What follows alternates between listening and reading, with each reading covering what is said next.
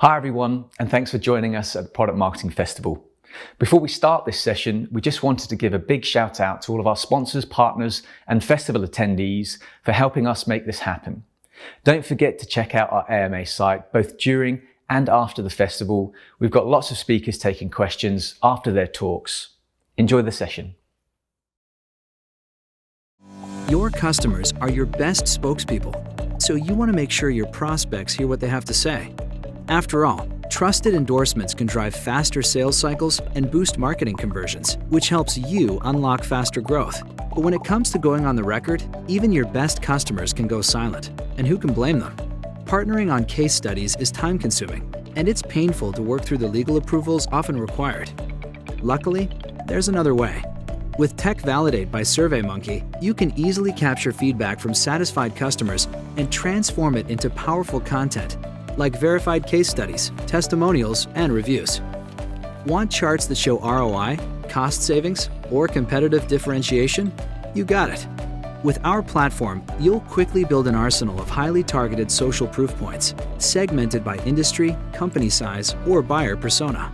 You'll get the tools to easily deploy your new customer evidence into top marketing channels and put it in front of your sales team to share with prospects. Plus, there's no need to wait for legal for approvals. With Tech Validate, your customers can opt to share their name or provide testimonials anonymously, with all customer evidence validated by a trusted third party. That's why hundreds of companies, big and small, use Tech Validate to get social proof at scale. Ready to see how it works? Watch our product tour today.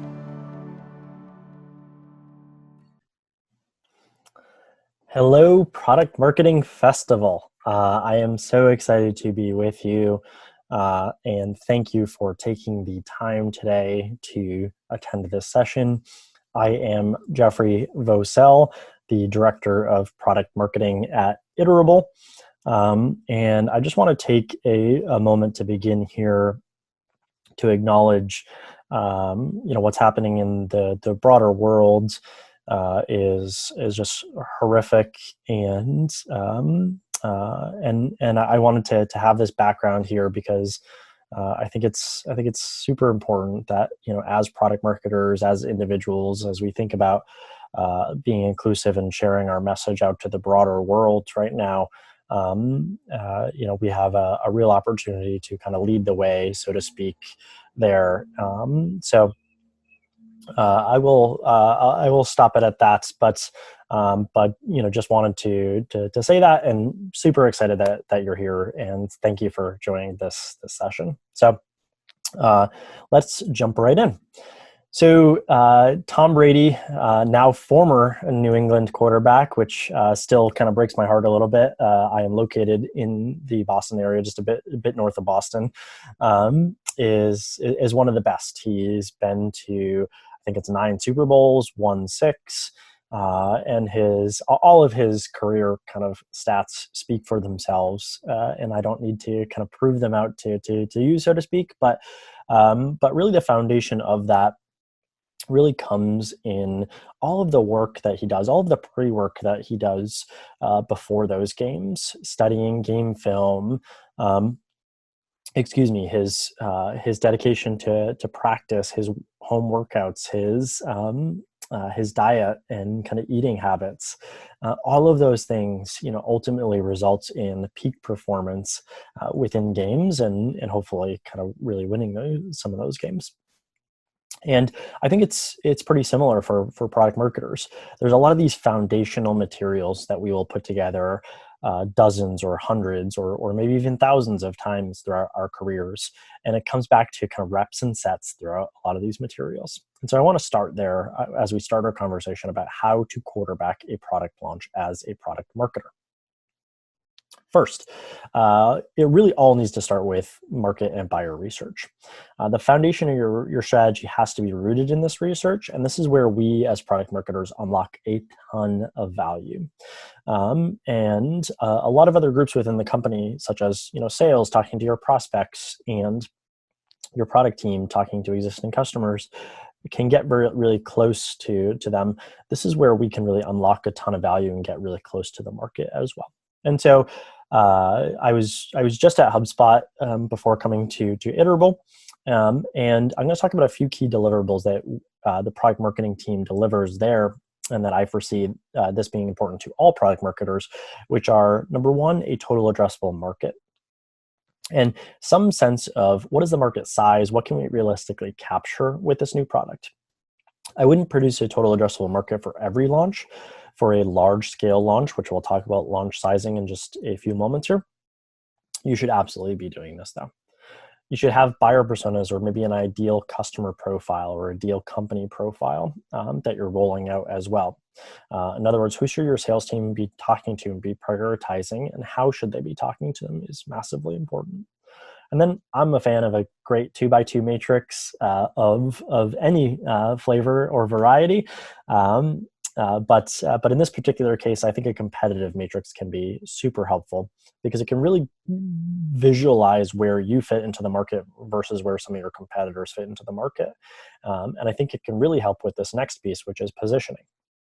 If you wind up in one of those quadrants and all of your competitors wind up in another quadrant, then it's very clear that you should kind of lean into maybe that key area, assuming that area is important to your buyers and important to the broader market as well. I think it's important to have one centralized positioning document that talks about what your product is, how it fits into the market, what the messaging will be on your website. I'm not going to dive deeply into how to do positioning in this session. I think there's a lot of great sessions on narrative design and positioning and how to really nail that and get that right throughout the Product Marketing Festival. And so I'm not going to talk deeply about this, but I did want to share this brief grid of what we did at HubSpot. And it all started with the shift that's happening in the broader world. And then went down to the product, who the enemy was. And the enemy, to be clear, didn't necessarily have to be another company. It could be an idea, or even a long-held habit or structure or process that somebody was doing day in and day out within their jobs. Why that's bad for their business, what the solution was to that, and then how it tied into the brand. Ultimately, throughout all of our product launches, throughout our roles as product marketers, a lot of our messaging should naturally tie back into the broader brand messaging. And I think that's super important. And so that top and bottom line are incredibly important when it comes to this kind of positioning grid. And then third, a campaign kickoff. And this is a document, to be clear. This isn't a meeting. We will talk about a campaign kickoff meeting in just a few moments. But this document should include things like what the value props for individual features are, keywords that actual people are searching for. If you're using an SEO tool like SEMrush or Ahrefs or something like that, you can easily find some of that data. You can also just find it via Google as well. What's the pricing and packaging of your product or feature that you're launching? Who are some of the more key customers that you are either A, targeting, or B, are already using this product? What are some goals and KPIs? And the list goes on. But what are essentially all of those foundational elements to your launch? At HubSpot, we gathered all of this campaign kickoff information into the same document that we put our positioning in. And that one document was, if memory serves me correctly, roughly 7 or maybe 8 pages because it included a ton of information. And the length is not important here. What is important is to say that there was one central document that everyone across the broader marketing team, everyone across maybe the sales team or various teams could go to find out key information about this launch and the campaign as it was really being kicked off. So the key deliverables that you'll kind of roll out here are a kickoff document and a go-to-market spreadsheet. This go-to-market spreadsheet should be broken out by team that's involved in the launch and should include very specific assets on each row, like, for example, a blog post on a row and maybe a webinar on a different row, things like that. It should include who's responsible for that, what the status is, and when it's due. Those things, project management is naturally a function of our roles to some extent, but if you do some of those things ahead of time, it will take a lot of the weight of that project management off of your plate and put it onto the spreadsheet. And then it's up to those individuals across those teams to consistently update that spreadsheet. And so with those materials, you have a really solid foundation for your launch. But that's not all you have to do. Those materials are a great first step, and they will get you a long way towards your launch and towards really quarterbacking that launch in a very successful way. But you need to be aligned with your team. And you need to also size up your launch in the right way. And so not every launch deserves the same level of intention or materials that you'll produce. I've certainly worked with a number of product managers in my career who are incredibly passionate about one specific thing that they're working on, or this new feature or functionality that they're about to roll out. And while that passion is admirable and in many cases warranted, you also need to balance that with what the impact on the business and what your customers will be. You shouldn't dedicate the full force, so to speak, of your marketing team for something that is really small, will have very little impact on your broader business. Some of the ways you can think about sizing a launch is these kind of 4 sub-bullets that I identified here, such as maybe revenue or the potential to capture some of the broader total addressable market, the impact on customers. And what I mean when I say impact on customers is really if a customer is going through their day-to-day workflow and they are using your product, maybe they get up in the morning, they check their phone, they grab a cup of coffee, they log into your tool, and they're familiar with like configuring an email in a specific way. If this new launch fundamentally kind of breaks the way they would have configured that email, or drastically changes the way they would have configured that email, then you need to do a good job notifying them well ahead of time and giving them the resources to adapt to that new structure, because you're affecting their day-to-day work, and that's super important. And you need to be empathetic and respectful of that. And the last thing here I put is the percent of deals that the feature or product is raised in. If you're using a sales intelligence tool like Gong or something similar, it's super easy to just jump into that tool and do a quick search and find some of this data. And that can really be telling. There could be probably a dozen more sub-bullets here, but I think these 4 are a great starting point for you to think about as you think about how to scope out the size and scale of your launches. And if you take away one thing from this slide, it would be that this last bullet here. Please do not. I truly hope that you are not developing your launch sizing in a vacuum. You need to take a first shot at it based off what you think is right, but then you need to collaborate with others across product and maybe sales and across your marketing team as well, because they all need to be bought in. They all need to be aligned and excited about each of these launch tiers that you now will have once this document is produced. At HubSpot, we had 4 launch tiers. So we had P1 Plus, P1, P2, P3, and different things that went along with each of these launches. For a P1 Plus, it was a really large-scale launch. So HubSpot products are typically named with Hub in the name. So a recent example is CMS Hub, or the example before that was Service Hub. And so those launches get the full weight and support of the entire marketing team. They get the full weight and support of the sales enablement team and various teams across the business to truly drive success for that launch. And it really should be that way for your business. Whatever the top tier of your launches is, it should have the full weight and support of all of these teams, all of your go-to-market teams, to really help bring that to market in a strong way. Versus something like a P3 on the slide had very, very minimal support. In fact, a lot of product managers rolled out P3s themselves without a product marketer ever really touching it. Now, we would, of course, look at some of the copy and ensure that it was good to be customer facing, so to speak, but we weren't heavily involved in producing a ton of materials for kind of a P3 level launch. And there's a spectrum between a P1 Plus and a P3, of course. And at least in my experience from my career history working at numerous companies in product marketing, probably about 70 or 80-ish% of launches kind of fall in the middle 2 buckets. And so it will really be important for you to define what's in those buckets and how you can really divide those up in a really great way. So now let's talk about alignment. You have your launch levels, you have some of your positioning and some of your foundational documents like the go-to-market kickoff document. You should, of course, be having regular and recurring one-on-ones with your product managers or the broader product team. And I'm sure that probably sounds obvious. Like, you're like, yeah, of course. And you probably are already doing that, which is great. But it's important to get to know these people personally as well. They're not just at your company to talk about work or the project that they're working on or the launch that you're working on together. Get to know them a little bit. What do they really enjoy doing? What are some of their hobbies? Are they married? Do they have kids?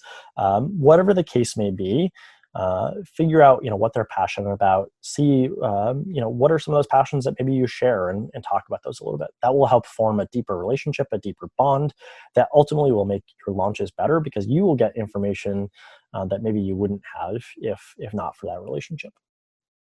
And I put a few key things here to discuss in one-on-ones. The list could certainly be a lot longer than just these 4 things, but I think it's very, very important to discuss these 4 things, which is, what's the timeline for upcoming releases? I think PMs do a great job generally driving this, but you need to also balance that with how much time do you need to prepare the true go-to-market for this launch. And so if you can find out what the timeline is for alpha or beta and then the full launch, that's awesome. It's especially awesome if you have, weeks or months or however much time you need ahead of time that you're finding out about this.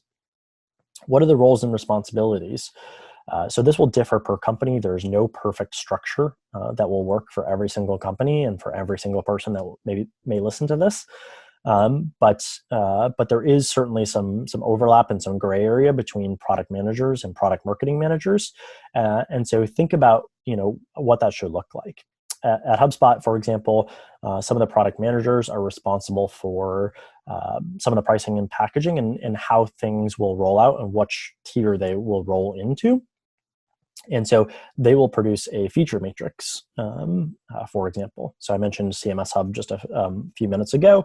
And when we decided to roll out a brand new hub with 2 tiers, professional and enterprise tiers, the product team, of course, with input from product marketing and sales and executives and others, kind of defined what those tiers would be. And they configured this feature matrix that we helped kind of distribute out to the broader organization to help enable the sales team, to help various marketers write about these features and write about the different tiers. So there's a whole bunch of things there. Feature matrix is probably a small piece of that, but you really should think about what those roles and responsibilities should be. And it's not about being territorial. It's really about kind of optimizing your work together so you can complement one another. As well. And lastly, I put here examples of alpha or beta customers.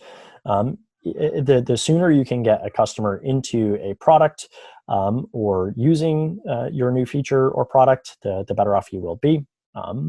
It's just my personal opinion that you shouldn't be probably rolling out a really large scale launch like a P1 Plus style launch without at least 1 case study, if not 2 or 3 case studies, as well as logos of customers who are using that product. I think that's incredibly important. Social proof is incredibly important in today's day and age. So identifying some of these people early will serve or I should say pay dividends down the line.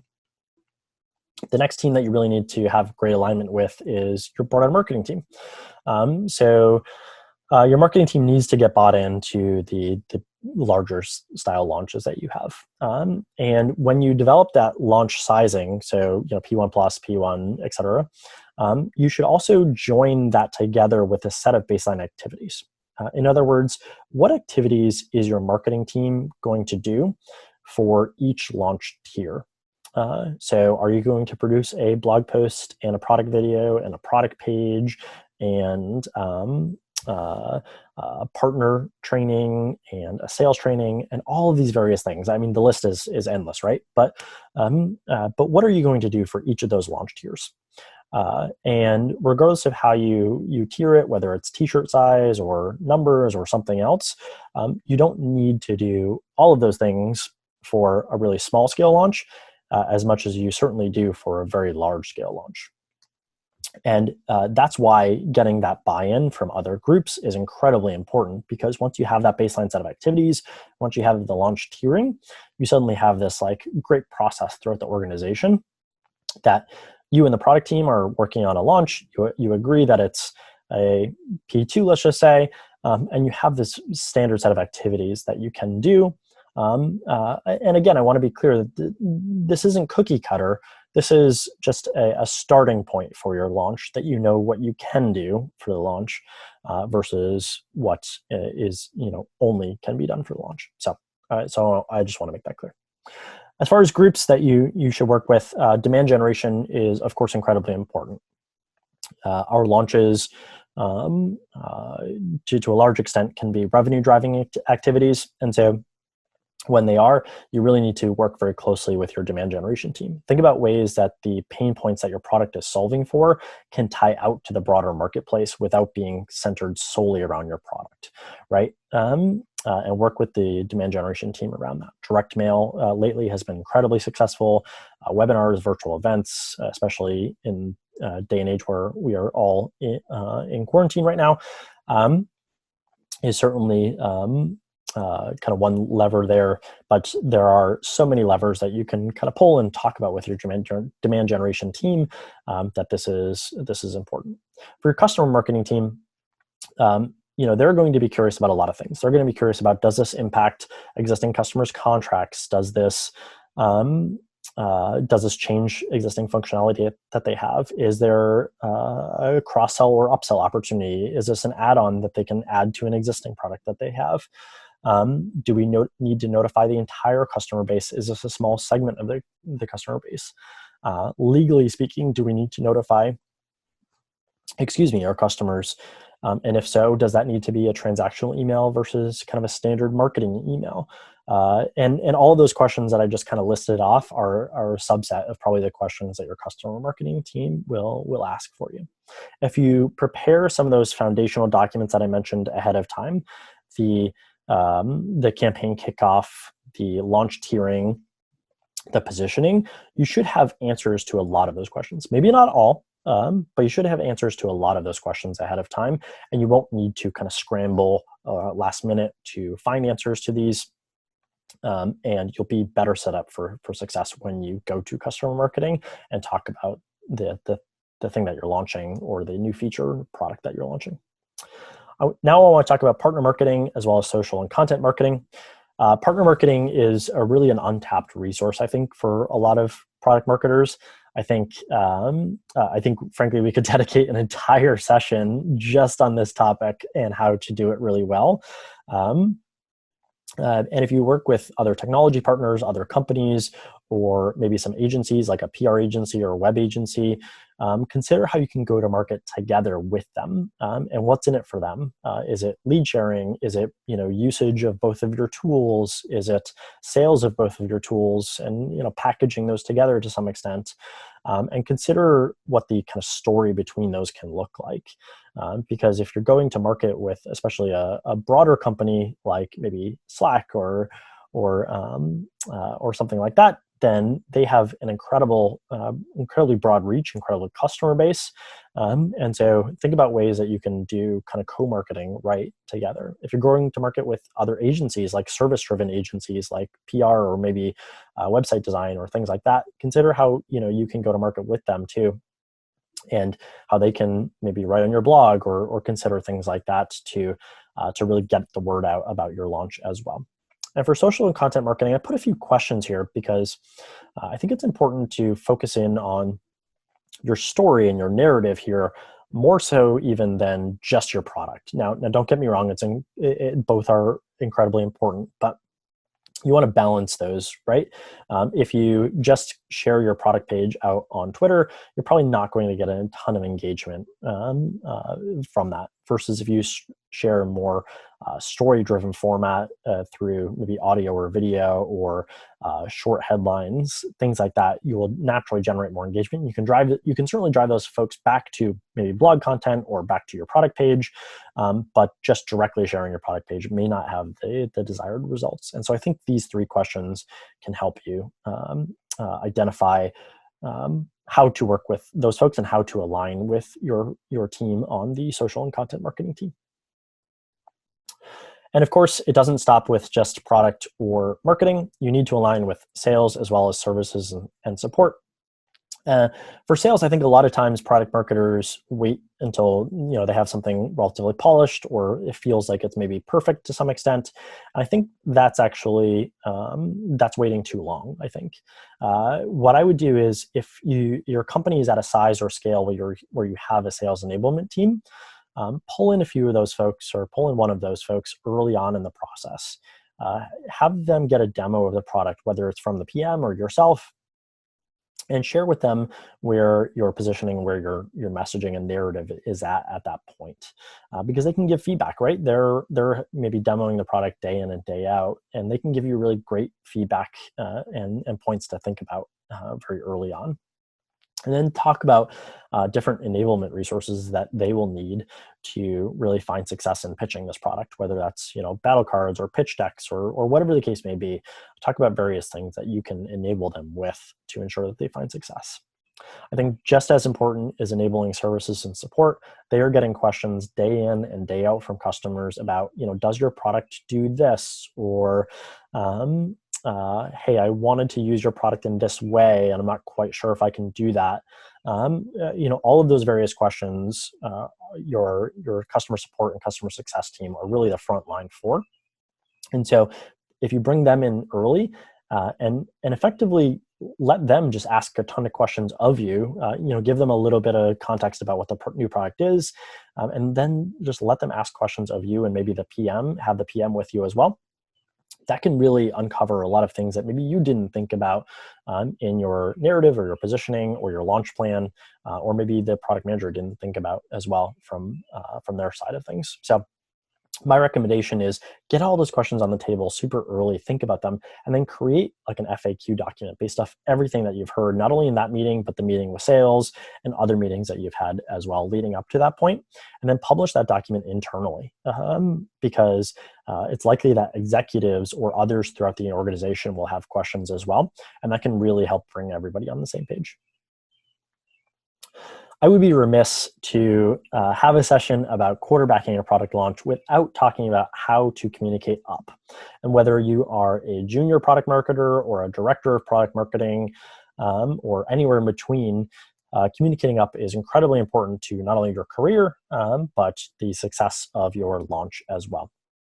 And so a few tips that I just want to briefly cover here, which are review your positioning and messaging with key executives early.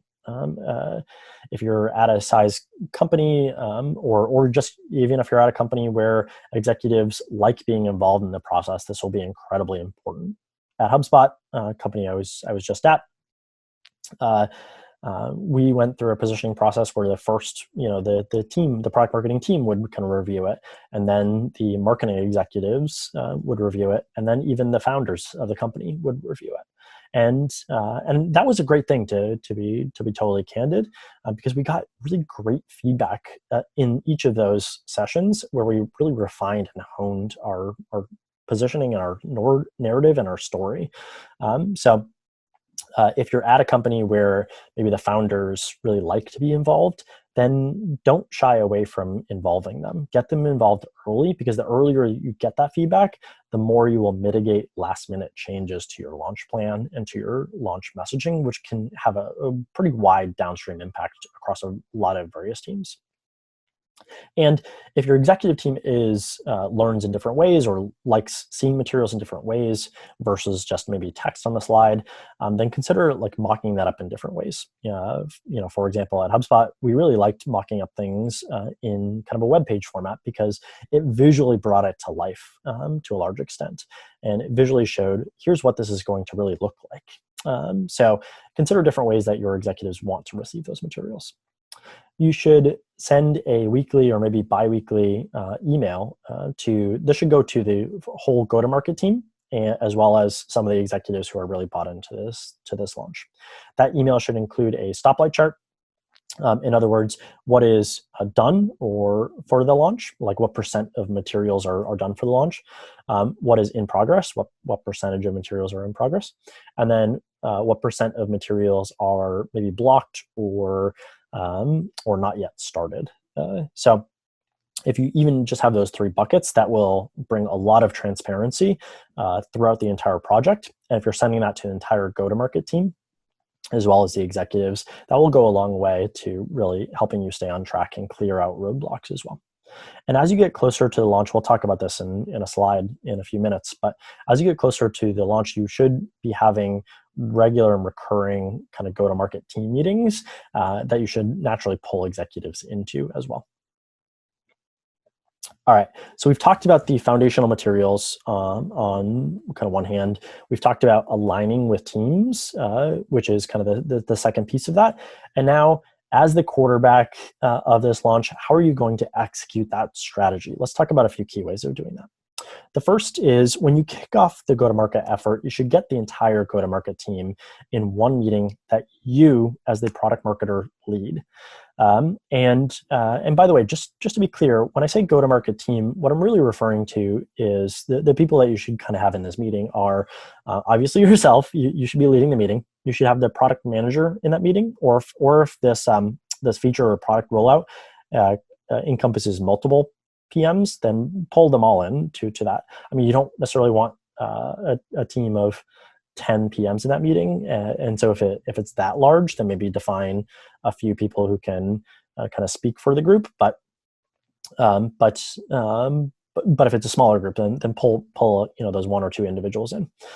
You should have kind of functional heads from various groups, such as customer marketing and partner marketing and demand generation, assuming those are relevant and important to your launch.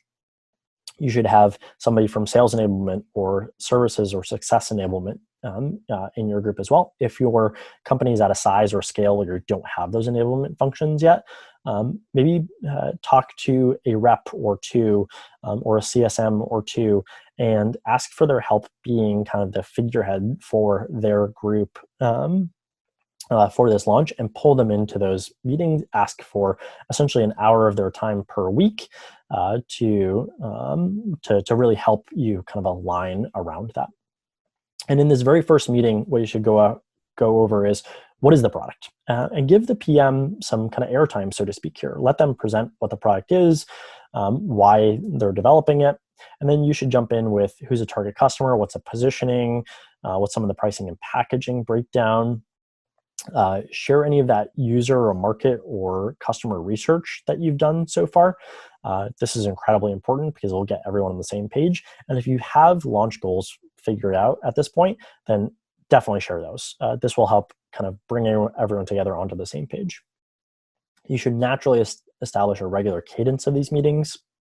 If you find out about a launch 6 months ahead of time or 12 months ahead of time, you can probably have those meetings a little less frequently to start, and then have them kind of ramp up in terms of frequency as you get a bit closer. But the importance here is establish some sort of regular cadence that works for you and the team that will naturally kind of lead you to a great place. And then third here is establish maybe a go-to-market Slack channel if you use Slack, or if your company leans a little bit more heavily on email. Specifically, if you use like G Suite, then establish a Google group which will have a shared email address that you can email, and it will kind of go out to everybody and share updates in that way. I have never worked on a single launch in my career that hasn't had some sort of changes throughout the life cycle, whether it's last minute, whether it's somewhere in the middle, whatever the case may be, and for whatever reason it is. It doesn't even matter what the reason is. Communicating those changes out to the broader group and the broader go-to-market team are incredibly important, and doing that in some easy ways, such as this team meeting or a Google group or a Slack channel, will make your life a whole lot easier as a PMM, rather than trying to go individual by individual or team by team. Driving accountability. If I had $1 for every PMM who has told me, but I'm like not a project manager, I would be a rich person, and I may not even be delivering this presentation. No, in all seriousness, I think as product marketing managers, we do have some responsibility for driving accountability across the entire go-to-market team. And I think where a lot of PMMs get held up is They feel the need to constantly check in with people on how are they doing, where's that asset at, and if you have kind of a standard and centralized resource that is agreed upon across the broader go-to-market team, that's agreed upon across maybe some of the VPs or directors of marketing or across the organization, then you don't need that maybe level of kind of project management that some folks are thinking of. All of those details on what you're doing for that launch should be in one central place, whether it's a spreadsheet or a wiki page or something like that. I prefer a spreadsheet. I think it's a great resource for it. And then there should be a DRI assigned to each of those. And then I mentioned the go-to-market team meetings. So whether you're holding those weekly or biweekly or whatever the cadence is, you should reinforce with everyone who is a part of that meeting and a part of the go-to-market team that they need to update the spreadsheet before that meeting. That will be important. And as a part of reinforcing that will naturally relieve a lot of the project management that you as the PMM have to do, because you will constantly have kind of an up-to-date spreadsheet week over week over week that you can show to your boss or some of the company executives or anyone that's kind of curious about this launch. All right, so it's not just about aligning the team, but how do we measure and communicate results is incredibly important. Certainly in my career, I've seen a lot of launches get, let's just say 80% of the way through before we decide kind of goals. And I think that can be dangerous, right? Because you want to define what activities you're doing, and those activities that you're doing across marketing should align with your goals. If you have a launch that is around user generation, then you should really be aligning a lot of your paid spend and a lot of your kind of broader marketing around user generation versus kind of paid lead generation. So based off what those goals are, if you have a product ops team or a revenue ops team or a marketing ops team, or maybe a business intelligence team or even a web strategy team, maybe get a meeting on the books with you and some of those folks to set up the appropriate tracking, the appropriate lead routing or user routing, and some of the reports to kind of capture a lot of that. And then try to take some of those individual reports that they're putting together and put it into a centralized dashboard. Regardless of what tool that you're using, like maybe Google Analytics or Looker or Amplitude or something similar to that nature, if you have one central place that you can direct everyone to find out about the success of that launch, that will go a long way and really help you share the results of that launch, but also will keep everyone on the same page as well, and it should reduce any confusion across the team.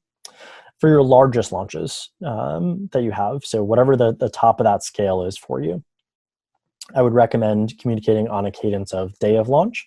And so if your product is launching at, let's just say 9 a.m. in your respective time zone, then at 5 p.m. or close to that in your time, send an email out to some of the executives as well as the entire go-to-market team involved in that launch with day of launch metrics. And some of these day of launch metrics have to be naturally kind of top of the funnel focused, such as number of maybe views to the product page or shares on your social content or things like that. Because especially if you have a longer sales cycle, you may not have kind of deeper metrics to share at that point. You should then share another update 1 week in, and this update should go a little bit deeper into kind of some of the core business metrics, assuming they're available at that point. You should then share a 1 month update and then a 3 month update. And by the way, for every business and every sales cycle, it may be slightly different. If you have a very long sales cycle, that's maybe 90 days or 6 months even, then you probably want to change this cadence a little bit, and you probably actually want to add maybe a 6 month email in that case. So everyone across the entire go-to-market team and across your executive team has a full picture of how that launch impacted the business. I think that's incredibly important. And your job doesn't stop when a product is out the door. In fact, we could have an entire another session dedicated to driving adoption of the product once that product is out the door. But I think For product marketing teams like mine at Iterable and the team at HubSpot as well, very launch focused. The product team is kind of cranking away and developing some really amazing things, and so you stay very, very focused on launches, which can develop and turn into this great cadence for the product marketing team. And so, because of that, you really need to think about leading a retrospective, essentially. So you should get the entire go-to-market team together in one meeting and lead a retrospective somewhere between 3 and maybe 4 weeks post-launch. You want it to still be pretty fresh in their mind without being too early. I think you should do this next thing in all meetings, but it's especially important in this meeting where everyone needs to feel very safe and feel empowered to be incredibly candid in this meeting. Otherwise, you're not going to learn and be able to apply those learnings to the next launch. There's never been a launch in my career. I've worked on dozens and dozens and dozens of launches throughout my career so far. And there's never been one single launch that's been absolutely perfect. A few have been pretty close, I think, or at least I hope. But there's never been one that's been totally perfect, and that's okay. I want to strive towards making each successive launch a bit better than the previous launch was. And the way that we do that is through these retrospectives and through learning. And the only way to truly do that in the right way is get that feedback from other people, learn what not only you are doing, but what the broader team is doing well and could be doing better. And that one meeting can really be great. And I think it's important to have everyone in that meeting, because you may hear something that you should be doing from another member of your team, and those ideas can bounce off of a few members, and it can turn into something really great or a great conversation. Once you have all of those learnings in one central place, whether it's like a Google Doc or something like that, share it with your PMM team, especially if your PMM team is 2 or more people. It's likely that the other person or other individuals across your team are working on a launch while you are kind of leading a retrospective for the launch that just happened. And if that is the case, then they can take some of those learnings and apply it to their own launch so that they can improve. And then, when they have a retrospective, share those learnings with you for probably another launch that maybe you may be working on at that point. So it's incredibly important to share this across the team. So I'll wrap up this session by saying, first, set yourself and your team up for success by starting with the fundamentals, reps and sets, right? Reps and sets. We're going to do this over and over and over again in our careers as PMMs. It starts with research, and then it goes into positioning and the campaign kickoff. And doing this in the right way will be incredibly important. If you do this really well, you should have a pretty smooth sail into the launch. It's, of course, a lot of work, but doing these fundamental things up front will set you up for success. Second is choose the right size launch. Choose it based off the impact to your customers and the impact to the broader business. Of course, take people's opinions into account when you're thinking about this, but don't solely base a launch size based off one person's opinion or one person's passion for that specific thing. Third, organize your go-to-market team. Figure out who you need in that launch team. If this launch has a ton of potential to capture new business, then you need your demand generation team in there. You need your content marketing team in there, and make sure to get them bought in. If you need to meet with them one-on-one, go ahead and go do that, and then bring them into the broader team meeting. But it's super important to get them involved and have a broader kickoff meeting between everyone that will be involved in this launch. Fourth, and I can't stress this enough, get those goals defined early. At HubSpot, we found it was great to have one kind of primary goal, whether that's revenue-based, whether that's user-based, whether it's something else, and then a few kind of secondary success metrics as well. And I think that's a structure that works really, really well. Fifth, communicate broadly via check-in meetings or Slack groups, and also think about communicating up to executives and managers leading up to the launch. Part of your job is ensuring that you are kind of pushing the entire team forward. You're quarterbacking that. You're setting the plays. Then you're driving those plays through with the team. So ensure that you're communicating broadly, because that's how you take the strategy and build it into some of the tactics that will ultimately define the success of your launch and turn this into kind of a winning launch campaign. So if you take away anything from this session, I really hope it's these 5 things. As I mentioned a bit earlier in this session, I believe I will be producing templates. I'm working on them right now at Iterable for kind of some of the standard foundational things. I think those are super important, the research, the positioning, the campaign kickoff. And if you'd like access to those, don't hesitate to reach out to me via LinkedIn or email or Twitter. And I'd be happy to share those once they're available. They're still a work in progress right this second, but I would be totally happy to share those once they are available. If you do have questions, feel free to reach out to me. Thank you so much for attending this session. I hope you truly enjoy the Product Marketing Festival. Thank you to Richard and Bryony and the entire Product Marketing Alliance team for organizing this. I have certainly learned a ton already from other product marketers, and I am super excited to be a part of it. Thank you again for attending the session. I hope it was helpful. And if you have any questions, don't hesitate to reach out. Thanks.